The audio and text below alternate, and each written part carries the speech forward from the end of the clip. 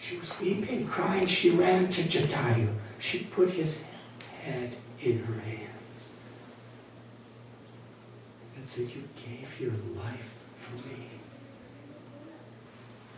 There's no one more dear to me than you. And now look at you." Ravana grabbed her and took her away. Sometime later, Lord Ram came by that place, and he saw Jatayu laying there on the verge of death. And Jatayu told him what happened. Sri Ramchandra put Jatayu's head in his lap, embraced him with tears of love in the Lord's eyes. He told Jatayu, "The loss of my father, even the loss of Sita, does not hurt my heart as the loss of you. You've given your heart and soul for my Sita. There's no way I can repay you, but I can tell you this. On this very day, I give you the promise that you will return to the spiritual world where you will attain the ultimate perfection of liberation in my loving service." And in the Lord's embrace, Jatayu looked at his beautiful face, chanted his name, and gave up his life. A little later, Hanuman had the same mission as Jatayu, to help Sita. And we all know the story. He jumped over the Indian Ocean, even overcoming every possible obstacle. He came to the city of Lanka. He gave Sita Ram's message, his ring. He received Sita's message for Ram. He burned down the whole city, and then he came back to Ram. Today that place is a mountain called Malyavanta in Hampi. And when Ram heard about the great success of Hanuman, he embraced him. And with tears in his eyes, he said, "I have no way to repay you.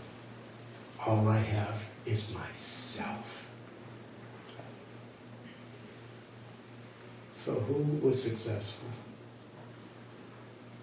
From material standards, Jatayu failed and Hanuman succeeded. But Samsiddhir Haritosha. In the eyes of the Lord, they were both absolutely equal. Because they lived with character, with integrity, with devotion, sharanagati, in that spirit that Tulsi was teaching us of surrender, for the pleasure of the Lord, for the higher good of all. Unfortunately, in this world, people are so addicted to material gain and loss that we forget the very essence of what life is for. There can be no true fulfillment or happiness on a superficial level of just selfishness and egoism. The Bhagavad Gita and all the great scriptures of the world teach us how to go higher and deeper than that.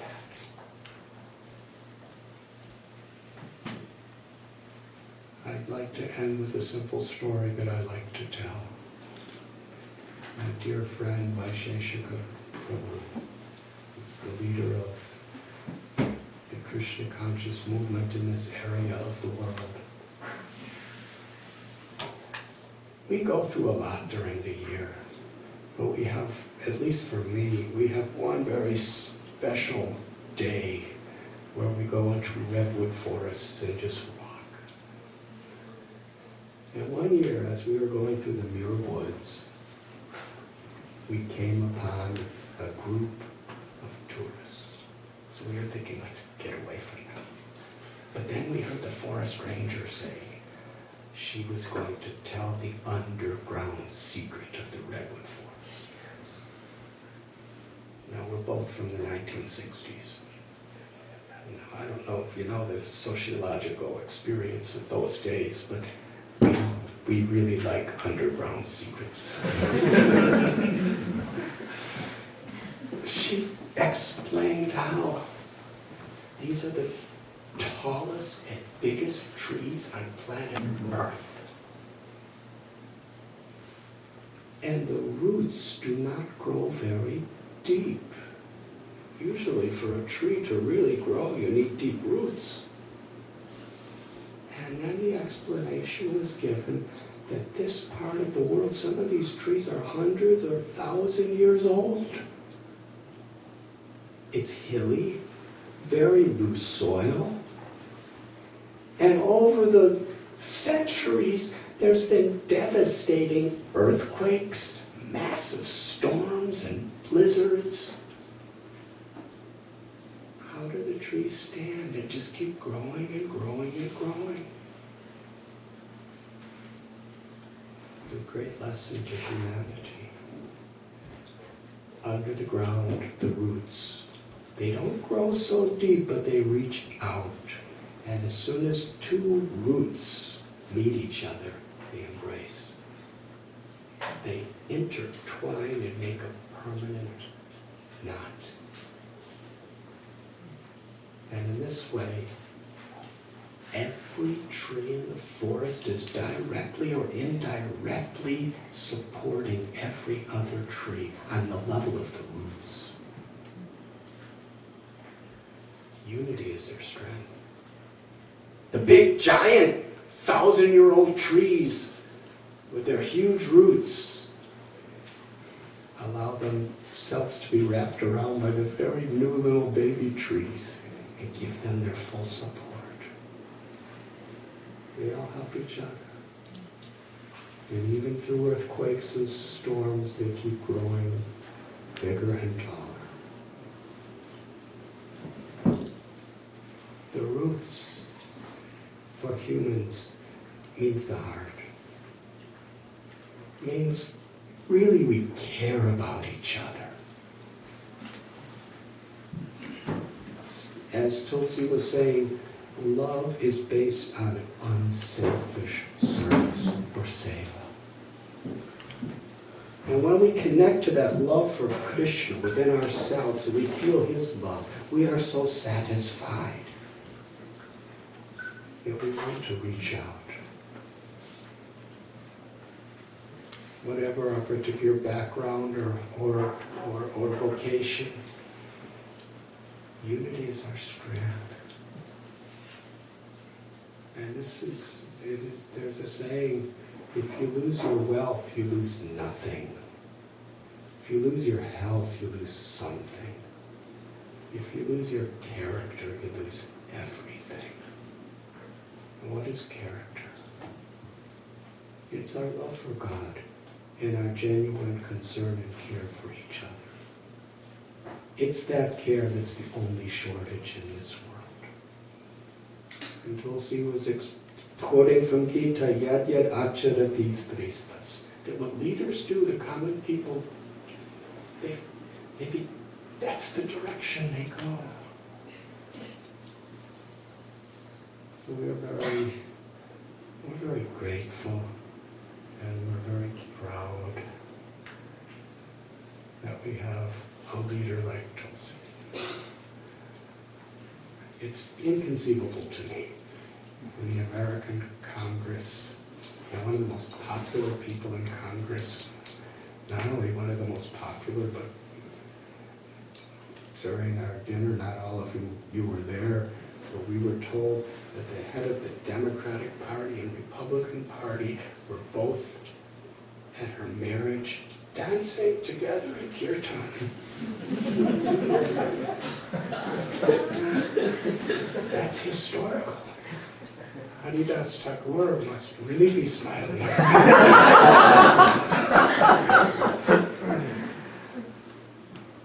So we want to thank you, and we're really all with you. We really believe in hearing your words and knowing that you don't just speak them, but you mean them and you live them. We're grateful. We're with you. Thank you very much.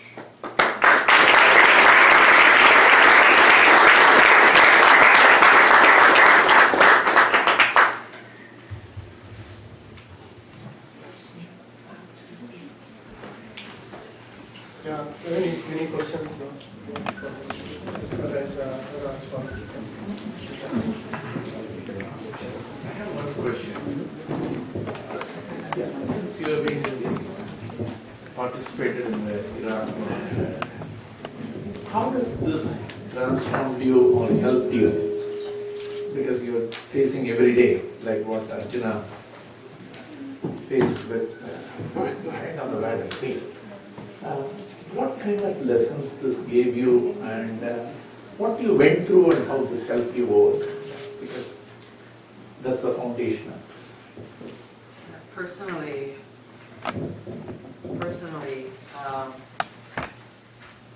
the teachings of Krishna to Arjuna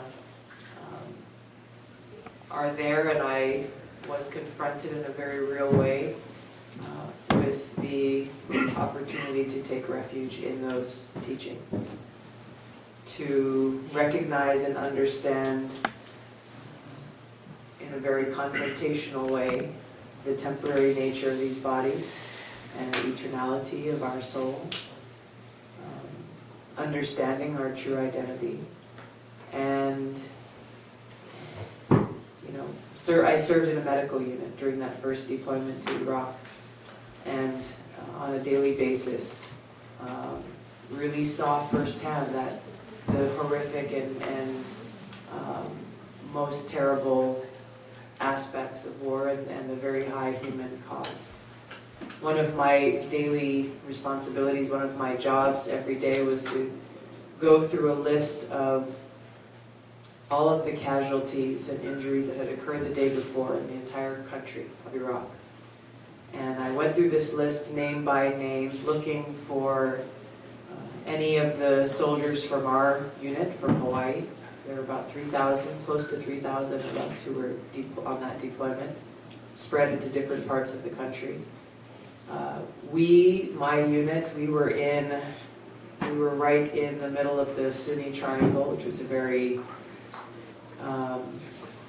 was a hot fighting time that year, the year 2005.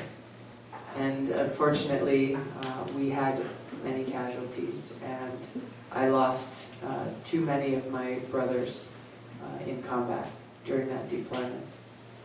So, in a very personal way,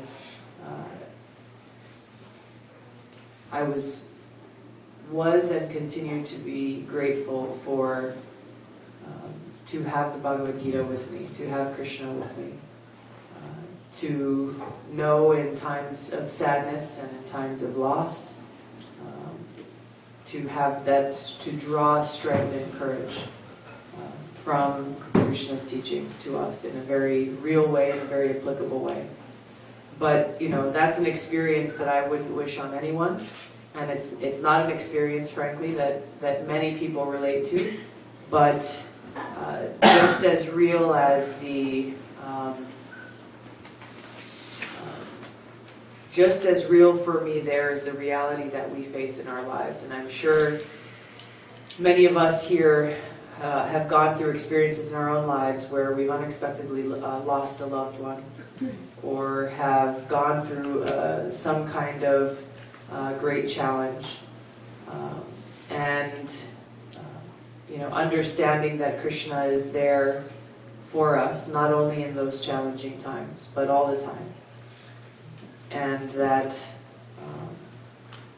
the more we turn to Him, the more we open our hearts to Him, the more we can see the truth in our own lives, and the more that we can be inspired to live our lives serving Him and serving others. Obviously, my experiences there and serving there in the Middle East were also very eye-opening and insightful, and had a great influence on my work and my politics, and served as a great motivator for me to see how I could take the lessons that I had learned there and to try to bring them back to the body that makes the decisions about our foreign policy and our military and how and where our men and women are sent into harm's way. Going back to that underlying message of serving our family, serving others, taking care of them. Thank you.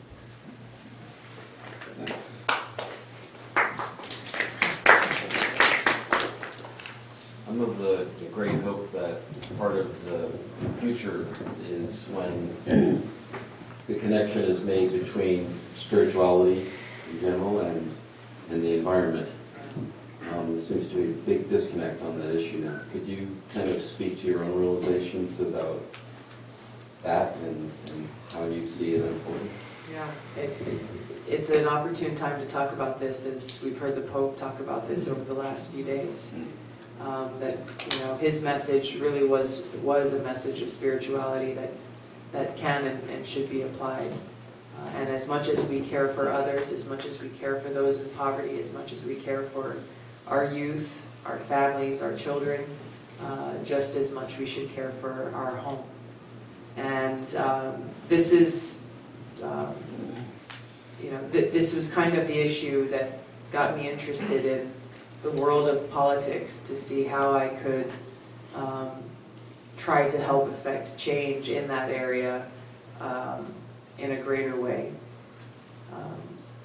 It's unfortunately, as I hear a lot of political leaders who don't get the connection of whatever your religious faith or belief, that caring, loving God and loving others also goes hand in hand with caring for our home and the land and the water that we've been blessed with. Oftentimes it turns into a politically calculated conversation, and it goes away from the basic spiritual tenets and principles that are taught to us in every major scripture, from every religious practice or faith. So as I go and work with people who are dedicated their lives to preserving and protecting our environment, it's what I often do, is just break it down to the basics, get the politics out of it, get the controversy out of it, and just break it down to something that people can relate to. Do you want your children to be raised in a place where they can breathe clean air, where they can drink clean water, and they can have beautiful places like this that they can go? Coming from Hawaii, it's a very easy argument to make. It's one that's cultural for us. It's economic. But it goes to something that in a very personal and individual way that you can appreciate once you start to peel away all of the other layers of complication that get in the way of people's being able to see the truth. I can just say a few quick words. First, thank you very much, Sushant and Namrata, for hosting us. Thank you so much.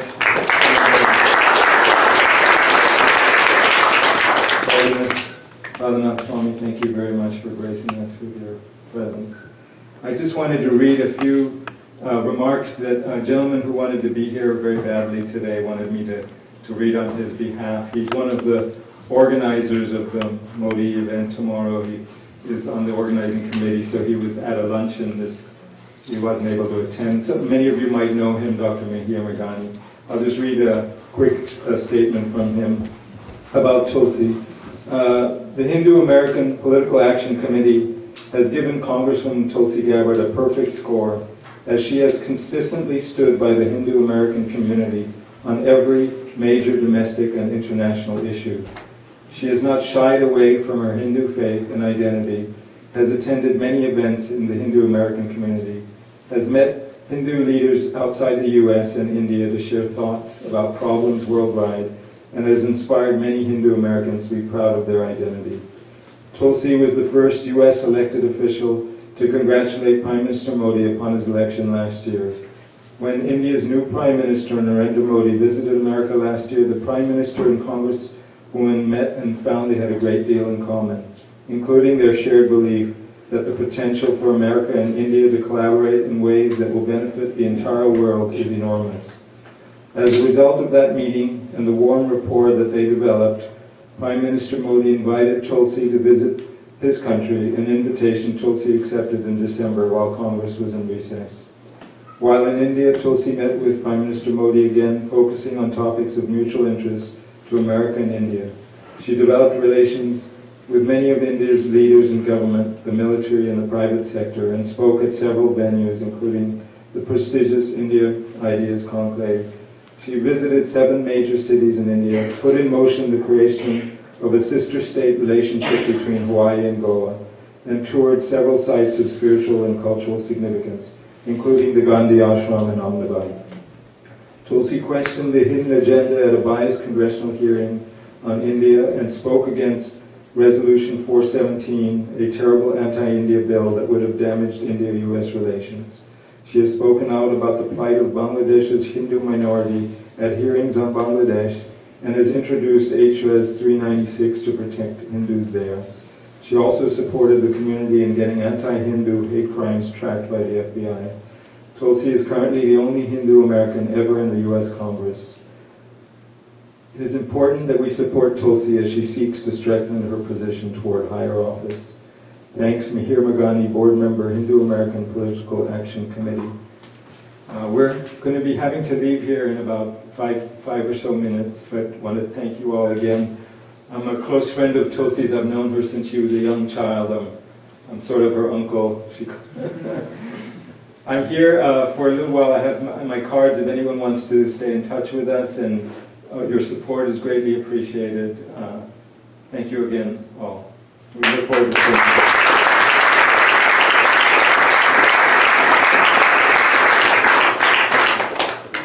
Would you like to say something? Thank you. I'd like to thank Thank you, Shishant and Namrata, for your gracious hospitality. And my deep gratitude to each and every one of you for giving your precious time to be with us today. I'd like to thank everyone for taking their time and coming all the way. It's a very busy weekend, and especially Tulsi, although she has so many appointments, she took time and come here. You're truly inspirational for all the youth community in all over America and worldwide. Thank you very much for taking time. We have another brunch tomorrow at 10 if anyone wants to come again. Yeah. So So they have the 10 details. o'clock, 10 to 12, there's a brunch in Sunnyvale, so we'll send you the information. Everyone is welcome. Swagat Hotel, yeah, yes. Yeah. Okay, so I think we'll just break here and please go ahead, take some snacks. If you don't